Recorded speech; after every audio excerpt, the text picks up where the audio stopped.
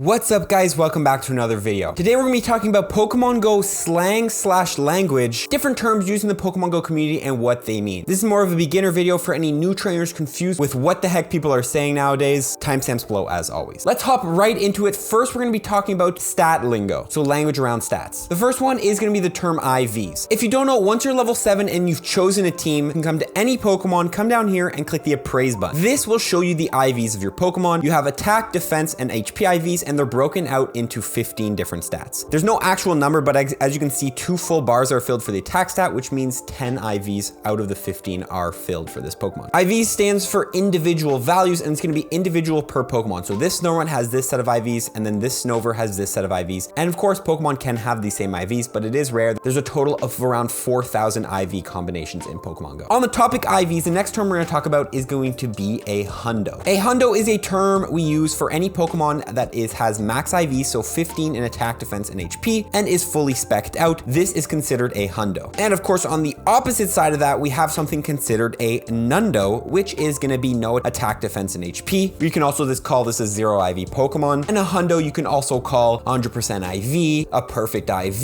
a perfect Pokemon, a 4-star Pokemon. There's a lot of terms, and they're all mix and match, meaning the same thing, 100% in all 3 stats. We can then take this knowledge and go even further with something we called a hundo. A hundo is going to take a shiny Pokemon. If you don't know what a shiny Pokemon is, it's a Pokemon that is colored a little bit differently. Each Pokemon has a shiny version, and they're generally rare to find in the wild or around Pokemon Go. A hundo is going to be a perfect IV Pokemon, but also a shiny. For example, here, this Cresselia. So it has perfect IVs and it's shiny. On the opposite of that spectrum, we also have a shenando. I know, it's getting complicated. You can probably guess this one means that Pokemon is shiny, but has 000 IVs. These are actually probably considered even rarer than shundos, since getting 000 IVs on a Pokemon is very, very hard because you can only get it in the wild, and getting it shiny is even rarer. Finally, we have a more specific term for a shiny lucky hundo. If you get a Pokemon from a lucky trade here, and it has this lucky background, and it's shiny and 100% IV, people call this schlundos. It's more of a specific term, although this is still considered a shundo Pokemon, since it does meet the criteria of being a shiny and perfect IV. If you want to be more specific, you can call this a schlundo. Okay, let's move on to PvP terms, starting with the term farm down. When someone says farm down, it means you want to kill a Pokemon with fast moves. Farming down a Pokemon is using your fast move damage instead of your charge move damage to kill a Pokemon, so you have a charge move ready to use on the Pokemon that comes in after. Also, the term CMP, if you ever heard that one, stands for charge move priority. Charge move priority decides what Pokemon, when 2 trainers hit the charge move at the same button, get to use their charge move first. How it's decided is the Pokemon with the higher attack stat. So for example, a Steelix, which has generally a low attack stat, compared to a Rampardos, which has a high attack stat. If both trainers hit their charge move button at the exact same time, the Rampardos will win CMP, which means they will get charge move priority. We then have the term undercharge. Undercharge refers to when the mini game pops up, which you don't know there's like a mini game every time you use a charge move. Undercharge refers to not hitting all the bubbles on a mini game to do less damage with your charge move. The reason you would want to ever do this is because it will make your charge move do less damage, so you can actually farm down that Pokemon like we mentioned before and kill that Pokemon with your fast moves instead of killing it with your charge moves, so you have energy ready to go on the next Pokemon. We then have the term energy in Pokemon Go, which I have been using. Energy refers to the thing you gain every time you use a fast move, which is required to use your charge moves. Different fast moves gain you different energy, and different charge moves take an amount of energy to use. It's kind of like the thing you're charging up to use your big super punch or whatever. Also, the term energy dry or loaded on energy, all that stuff refers to the amount of energy you have. Energy dry, of course, means you have no energy on that Pokemon, and energy loaded or loaded on energy, or just the term loaded, means that Pokemon has a lot of energy and is ready to throw a bunch of charge moves. We then have the term sack swap, catch, sack. All of those terms are kind of mixed and mangled with the term of switching a Pokemon just as your opponent Pokemon is about to use a charge move, which makes it so they use their charge move on a Pokemon you switch in, which generally you're going to want to switch in a Pokemon that actually resists that charge move, saving you a shield. This is a more advanced technique, but pretty much allows you to catch a charge move your opponent was about to throw on a Pokemon that resists that charge move, so they end up wasting all that energy. Now, I just want to be specific. The terms sack swap and catch are kind of different. Sack swap refers to switching in a Pokemon that you know is going to die anyway because it has really low health. So you're kind of making that opposing Pokemon waste all that energy on a Pokemon that was going to die to like one fast move anyway. And then the term catch refers to switching in a Pokemon that generally has a lot of health and you know is going to survive the charge move, but still you know that that charge move won't do a lot of damage to your Pokemon. So they're kind of the same thing, but they're just changing the amount of health you're switching in a Pokemon on. Finally, we have the term overtap. If you ever heard the term overtap, tap, it refers to accidentally tapping on the screen and using a fast move instead of a charge move in certain scenarios. Certain fast moves like the fast move Incinerate take a long time to do. I think it's about 2.5 seconds to do one animation of the fast move Incinerate. I know fast move, but it takes 2.5 seconds, doesn't make a lot of sense. And the term over tap means accidentally using that fast move, in which makes you locked into that fast move animation and you can't actually throw your charge move. If you don't know when you're in the middle of a fast move, you can't actually throw a charge move. You have to wait till that fast move animation is over. Generally, this is not a problem, but over tapping can be an issue with longer duration fast moves like the move Incinerate. Okay, let's move on to terms for raids. First, I'm gonna talk about this term DPS. If you don't know, DPS stands for damage per second. And of course, like the name suggests, it shows you how much damage a Pokemon is doing every single second. Pokemon with higher DPS will generally do better in raids because they're doing more damage to the raid boss every single second. We also have the term TDO, which stands for total damage output. Total damage output refers to the amount of total damage a Pokemon outputs in its lifetime in a raid. Certain Pokemon can have a really high DPS for damage per second, but since they are so frail and weak and just can't take a hit, they have a really low TDO because they do damage really quick, but they don't survive for very long, so their total damage output in that lifetime is not a lot. We then have the term stab, which can also refer to PvP, but if you don't know, stab stands for same type attack bonus. Same type attack bonus makes it so if you use a charge move or a fast move or any move on a Pokemon that is the same type as the actual type of that Pokemon. For example, Giratina is a Ghost and Dragon type Pokemon. Any Ghost and Dragon type moves that Giratina knows and is using will do, I think it's 20% more damage in Pokemon Go. I'll put the exact number right here. But pretty much stab stands for same type attack bonus, and generally moves that are the same type as the actual type of the Pokemon will be stronger on those Pokemon. We then have the double invite glitch slash back out glitch slash, double glitch. All those terms refer to a glitch in the game right now. I don't know if it's actually a glitch because they haven't fixed it in a long time, which allows you to invite 10 people to raids instead of 5 people. If you guys want to learn how to do that, I'll just link below a video, but that is what they were referring to, the glitch in which allows you to invite 10 people to a raid. We also have the term EX raid. If you don't know, EX raids were not in Pokemon Go anymore, but a lot of people don't know what they are. EX raids were pretty much a scheduled raid. So at a certain time, at a certain date, you would have to go to a certain gym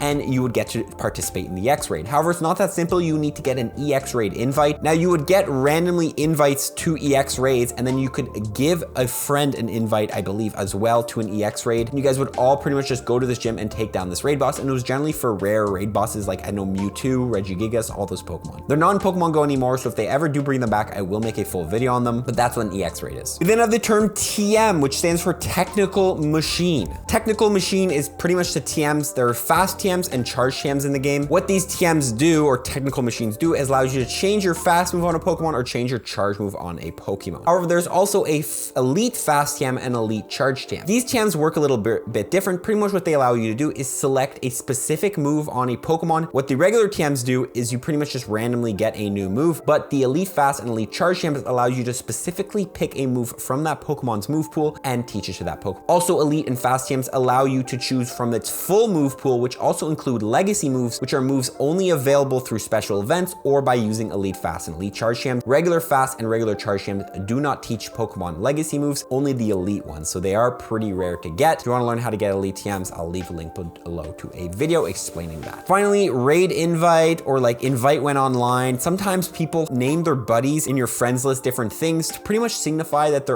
want invites or things like that. Sometimes they'll say like Giratina, please, PLS. This pretty much just refers to trainers who are on your friends list trying to communicate with you that they, hey, I would take an invite for this Pokemon or raid invite for that or that. So always keep an eye on buddy names in your friends list because some people try to use those to communicate, and generally they are going to be shortened terms since you can only name your buddy a certain amount of characters. Two final terms I forgot to add in my initial recording are the terms lobby / lobby up / jump in. What this refers to when someone says lobby or lobby up, it pretty much just means go into the raid. If you don't know, there is a raid lobby before a raid, which lasts 2 minutes. When someone does say lobby or lobby up or jump in or whatever, it just means, hey, go into the raid that we are in the lobby right now, getting ready for the raid, and you don't want to miss it. A lot of people use those terms in the Discord servers, so that's a good one to know as well. Okay, let's move on to friendship terms. First one is going to be coordinate eggs. Coordinate friendship bonus refers to using a lucky egg when you're hitting a friendship bonus. If you don't know, when you hit great friends, good friends, ultra friends, and best friends, you get a amount of XP. It's 3K for good friends, 10K for great friends, 50K for ultra friends, and 100K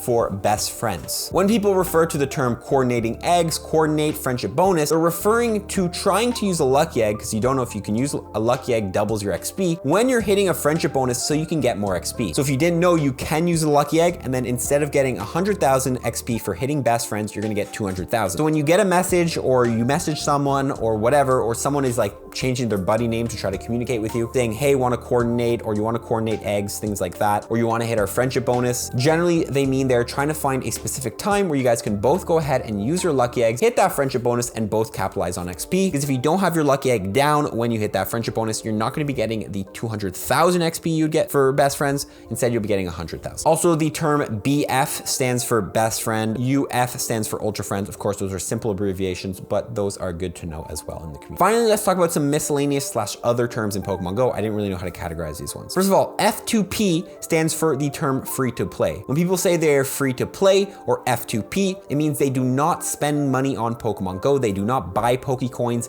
They might use gyms to get Pokecoins, but they don't invest any actual real money into the game. Me, for example, right now, I am a free to play player because I am not spending money currently buying Pokecoins actively to do raid bosses and all that stuff. On the opposite end of that, we have P2P, which is pay to play, which generally means they pay money into the game. They're actively buying raid passes to do a bunch of raid bosses. All the hardcore players are pay to play, and pretty much just means they're investing their real earned money into the game, which there's nothing wrong with that. We then have the term stops, which is just a short term for Pokestops. So when people say, hey, let's go spin some stops, it means they're going to spin some Pokestops around the game. It's just a shortened version. It's easier to say. You also have the term CP, which of course you know what it is in game if you play Pokemon Go. But if you want to know the actual what CP means, it means combat power, which is generally just a number to show how strong a Pokemon is, similar to how you see a Mewtwo having a very high CP compared to a Magikarp, because a Mewtwo is just generally stronger. We also have the term XP in Pokemon Go. If you don't know, XP in pretty much any game stands for experience points. It pretty much is a value that you need to get to level up in Pokemon Go. So the more XP you have, the higher level you are generally. We also have the term HP, which if you've never played a game as well, HP stands for health points. It shows you how much health does a Pokemon have, how many times can you hit that Pokemon before it faints. The second last term I'm going to talk about is going to be meta. Meta is a general term used in a lot of games, but it's important to know in Pokemon Go as well. Meta just stands for what is currently the best strategy in a game to maximize efficiency. For example, when you're looking for the meta in the Great League, you're looking for the best Pokemon or the best strategy to currently use that will lead you to the most wins. For example, currently right now, Azumarill is a very meta Pokemon in the Great League because it's a very effective Pokemon and can handle a lot of the popular picks. We also have a meta breaker, which is generally a Pokemon which, although not considered meta, defeats a lot of the meta. So Pokemon like Azumarill and Galarian Stunfisk